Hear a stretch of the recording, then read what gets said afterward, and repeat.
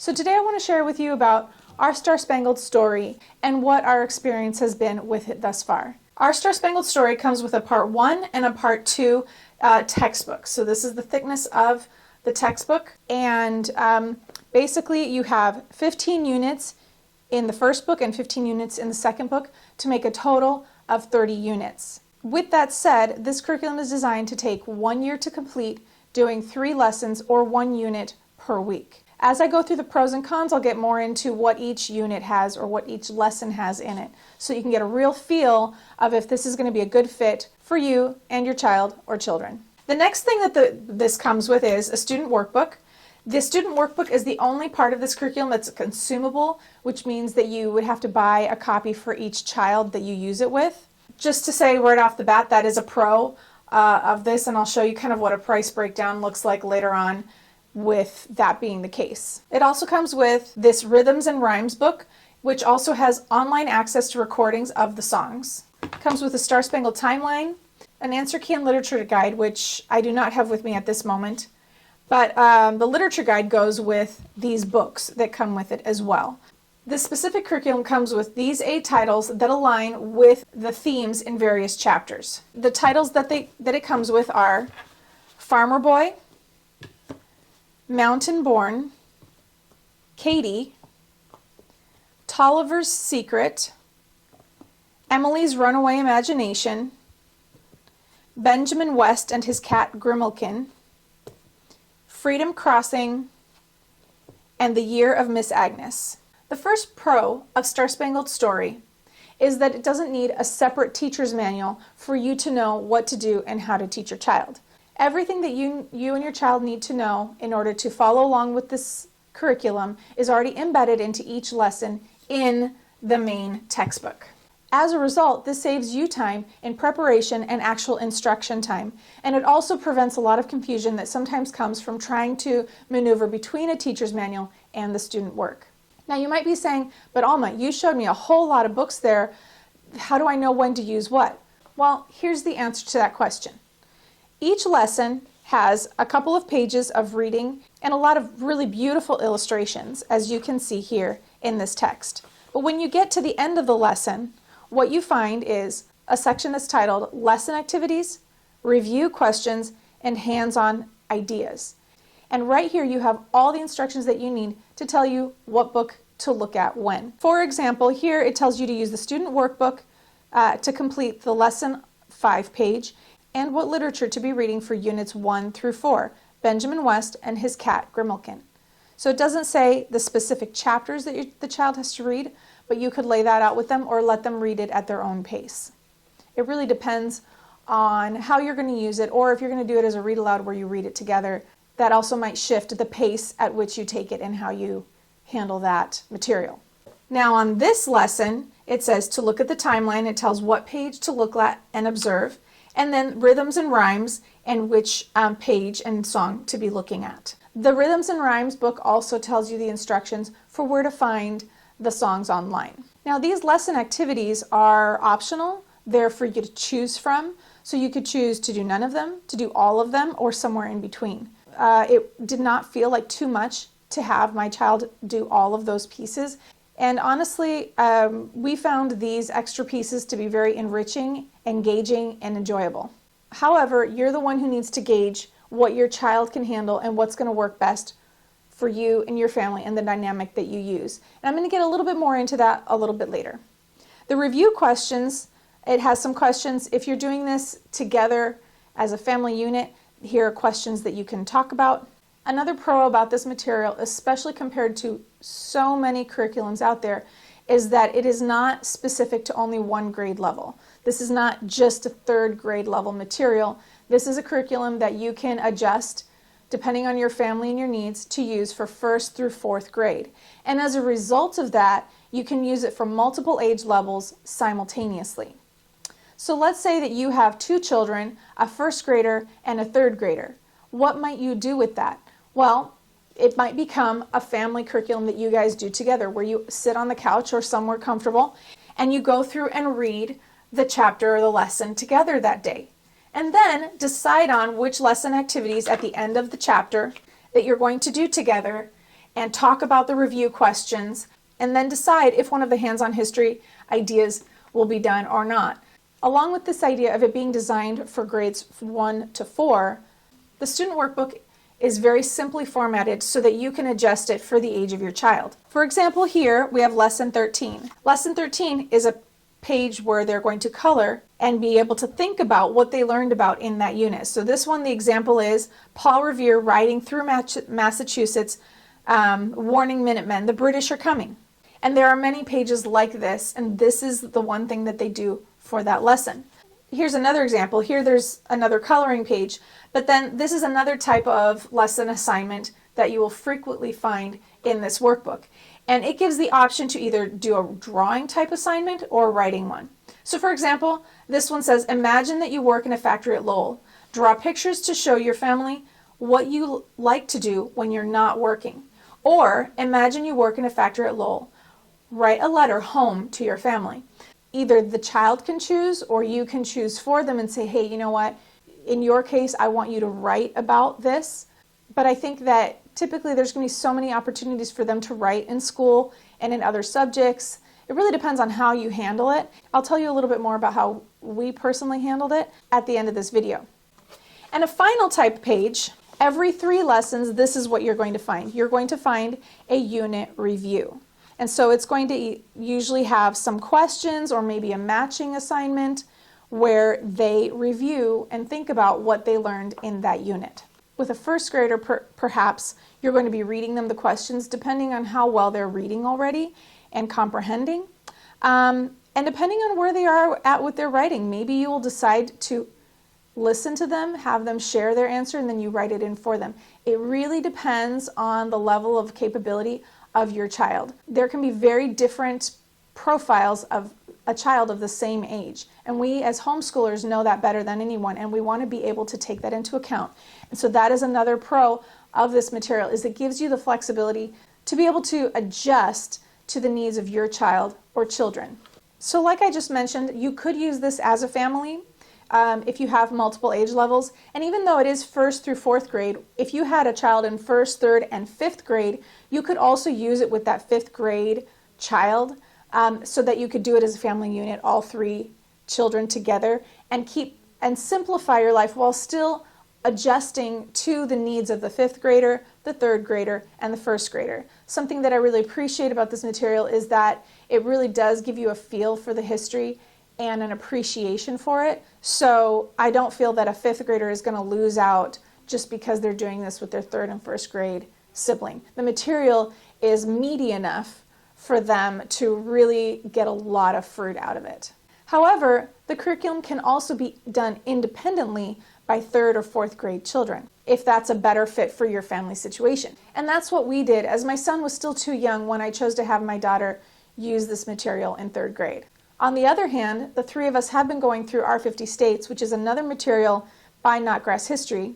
So I do have experience using Notgrass curriculum in both ways. Now, the literature package is also a really huge plus for me. When I was looking for social studies curriculum, especially very history specific type curriculum, I remembered back to when I was studying as a child. And the things that I remember the most, all the way from kindergarten through 12th grade, from history, that I was engaged in history, really beginning to really understanding what was going on and really sticking to my long-term memory, were creating projects. And then in high school, I remember having to read fiction books that relayed a certain time in history or a certain situation in history. And I've never forgotten them. I have very visual images in my mind about them. So when I was able to find a curriculum that had something like that, I was very excited about it. I did a lot of research about it before I ever bought it. I didn't just go, oh, it has books, and buy it. I really took a look at multiple curriculums before I made that final decision. But that was a major push for me to buy this curriculum, was having these fiction books. Storytelling and fiction is such a beautiful way to get a child's imagination to connect with what's going on and to visualize it, to use their 5 senses as they imagine the story in their mind's eye, and to give them a deeper perspective on various events in history. Now, going back to that storytelling point though, one thing I forgot to mention about the textbooks, putting these aside, is that the textbooks lessons read like a story. They're very engaging and easy to follow along while still giving you a lot of that meat of history.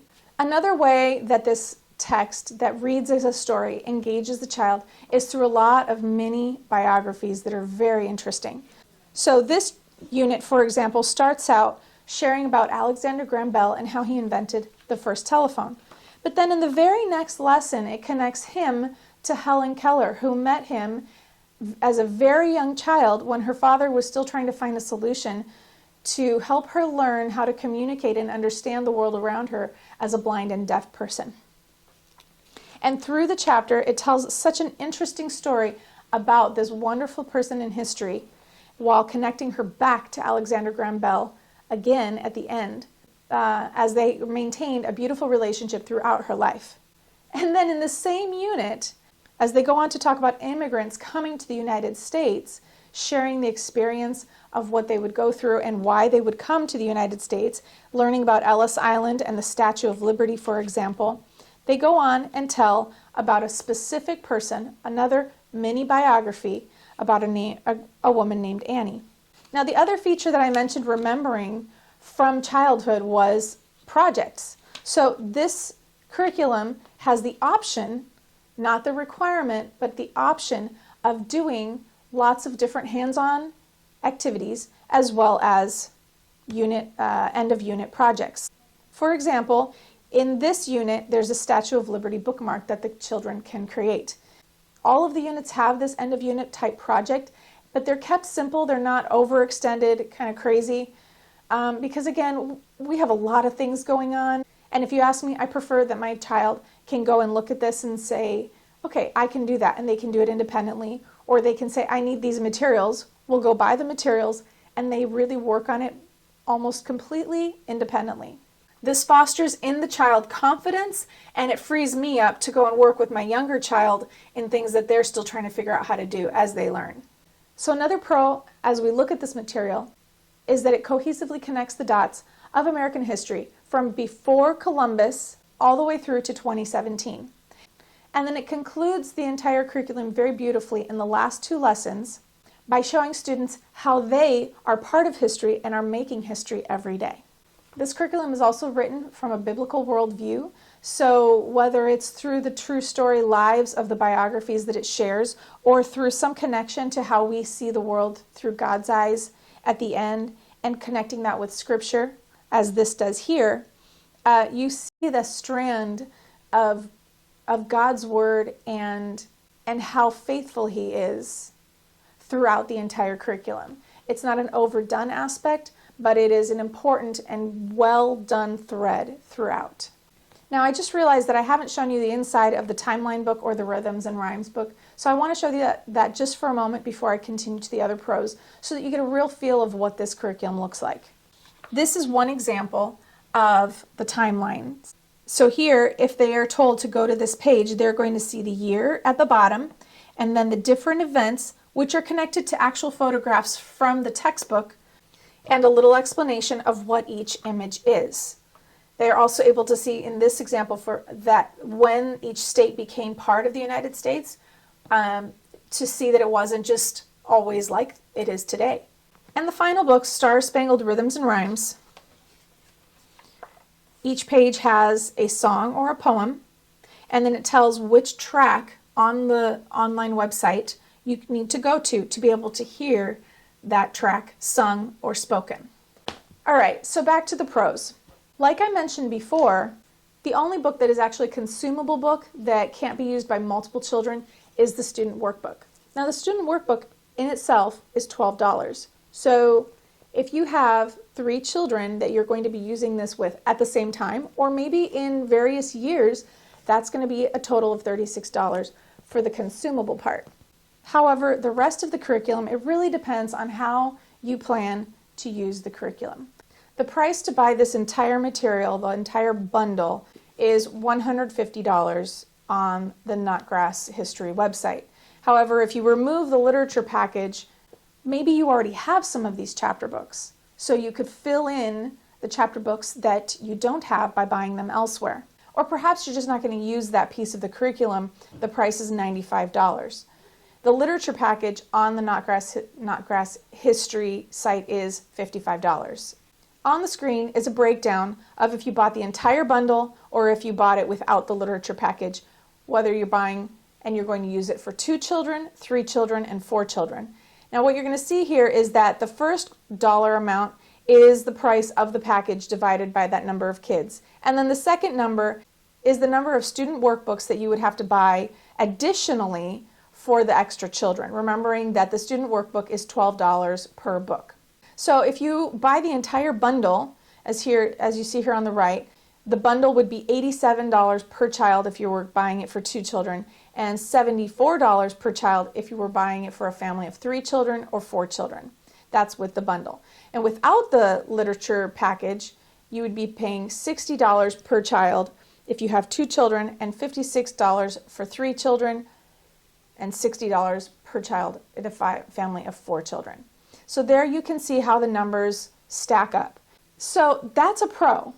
However, it could also be a con because it really depends on what your budget is and what you can handle today. I did go ahead and look at some different materials that I'm going to show you here. So here's America's Story, and you'll see that America's Story 1 set costs $60.78, and it's for a student book and a teacher's manual. So there's one piece that automatically you see that is different from the 2 curriculums. Here you do have to have a teacher's manual separately. So the teacher's manual, what it has in it has instructions for the timeline of how you're supposed to plan out the curriculum, etc. It also has the written assignments, the worksheets. So you can't get away with just buying the student workbook, you have to buy both. But there's something really important to mention about this that is very different from Notgrass, and that is that their American History and Master Books spans over a course of 3 years. So like I said, this is America's Story 1 set, and then for them to continue the entire scope of American history, they're going to have set 2 and set 3. So if you like that, you want to take it slower, that might be a good fit for you. But if you're like 3 years on American history, which is kind of how I felt, then that might not be a good fit for you. The second thing that I looked at is Evan Moore. And the reason I went ahead and looked at Evan Moore is because in the past I've considered Evan Moore to be one of the economical options depending on the subject that you're working with. And I know that there are a lot of people that use Evan Moore because they feel that it's more economical. So I looked at it. Now their grade 3 bundle is not American history focused, not even their grade 4 bundle. It looks like they have kind of aspects of American history kind of spread throughout the different years. So I have to just say that as a disclaimer. But let's say that you wanted to grab their different books and pieces to put together American history for you. I went ahead and looked through their website to see what different books they had. And what I found was history pockets for colonial America, explorers of North America, moving west, Native Americans. So you would be buying 4 different materials that have to do with times in American history, and it would cost you $76, but you'd still have a lot of gaps. Like you're not going to have a cohesive curriculum or material that's helping your child understand how the dots connect. And there's going to be gaps in their understanding of American history. So you would be saving some money, but you won't be getting the same level of quality whatsoever. But now, as it comes to cost, you know the data so that you can make an educated decision that works for your family. Another possible con or negative is that there are no unit tests or memorization of dates. But to be really honest, I think that both of those are actually pros, not cons. Why is that, you ask? Because in my experience, students retain more information and do more authentic learning when they aren't only memorizing information to pass a test. When they know that the goal is simply pass the test and I pass the class, they don't focus on the information for the enjoyment and understanding of it and that intrinsic motivation that says, wow, I'm learning something about history that matters to me, that connects to me. All they see is a class that they have to pass. Now my daughter, using this same material without those unit tests, without the memorization, learned many wonderful things about American history. But she also learned to love history. In fact, it became her favorite subject. So much so that she frequently chose to do extra lessons each week when she had extra time just because she loved it so much. And though it doesn't have unit tests, it does have simple unit reviews like I showed you previously. All right, so I promised that I was going to explain how we used the curriculum in this family. Like I had stated earlier, my son was too young to use this when I felt it was time to have my daughter study American history. Could I have waited until he was older? Yes, I could have, but I felt like there was kind of this gap that I didn't want to fill with other possibilities yet. So I went ahead and chose to have her use the material anyway. So the way that I had her use the curriculum is that she would read the lessons herself. I knew that she was capable of this because of curriculum that she had used previously, and she consistently did all of the lesson activities section, which she typically enjoyed. However, I want to state before continuing to explain what we did, these lesson activities are to choose from. You don't have to do all of them, but oftentimes they're so enjoyable that I don't think your kids won't want to do them. On a side note, to find out what she enjoyed least about this curriculum, watch the video linked at the end of this video to find out her personal opinion about this curriculum. For the review questions, I actually had her use a notebook and write out her answers. And the reason for this was that I wasn't always able to sit down and talk with her about them at the time that she was doing the lesson. But I was able to read her answers later on and see what she was comprehending and understanding. That is not necessary. That really was an extra step that I was giving her. She's a writer. She really doesn't have an issue with writing things out. So that was a decision, a judgment decision that I made that I felt she could handle. However, in most things, I really enjoy talking with my children about what they're learning and having discussions about them. But at that moment, it just really wasn't a viable option for what was going on in our lives outside of social studies. And then as for the hands-on history ideas, I gave her the option to choose if she wanted to do them or not. Sometimes she wouldn't do any of them, but oftentimes she would go and find the materials and do the activities because they connected with her in some type of way and she really enjoyed doing them.